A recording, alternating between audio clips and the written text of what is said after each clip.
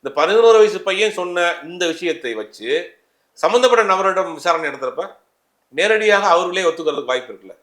அவங்க ஒத்துப்பாங்கன்னு நினைக்கிறீங்களா? இல்ல இது சாட்சிகளோட கேட்கறப்ப என்ன செய்ய முடியும்? இல்ல சார், முன்னாடியே இவங்க 28ஆம் தேதி இறந்து போறாங்கன்னா ஜூலை 4ஆம் தேதி இவங்க ஜாமீனுக்கு நகர்த்துறாங்க. அப்படி இருக்கும்போது இவங்க எஸ்கேப் ஆக தானே பாப்பாங்க. கண்டிப்பா ஆவாங்க. ஆனா சாட்சிகள் கெடுக்கும்படியாக மாற்றப்ப வேற வழி கிடையாதுல்ல. ஒத்துக்கிட்டு தான் ஆகணும். அந்த மாதிரி அதை நோக்கி தான் போகுது இந்த வழக்கு. இது பல்வேறு குழப்பங்கள் நோக்கி போகுது. என்னன்னா இது சீக்கிரம் முடிவுக்கு உண்மையிலேயே தண்டிக்கப்படணும். குற்றவாளிகள் தண்டிக்கப்படணும். உண்மையான குற்றவாளிகள் தண்டிக்கப்படணும். யாராக இருந்தாலும் உண்மையான குற்றவாளிகள் தண்டிக்கப்படணும். ஏன்னா திருமணம்ங்கிறது ஒரு பெரிய கனவு. அந்த கனவுக்குள்ள ஒரு 1000 கனவுகளோட ஒரு நம்பிக்கையோட கனவுன்னு தான் நமக்கு எல்லாம் உலகம். நீ அடுத்த ஒரு வாழ்க்கைக்கு போறோம். ஒரு குழந்தை ஒரு பெண் அப்பா அம்மா அந்த ஃபேமிலி லைஃப்ல அது நமக்கு நம்ம பிளட் ரிலேஷன். அறுவை சிகிச்சையில் கத்தை என்பது வரலாறு. ரோபோட்டிக் சர்ஜரி என்பது இன்றைய கூறு. தங்கம் புற்றுநோய் சிகிச்சை மையம் நாமக்கல் மற்றும் கான்பூர்.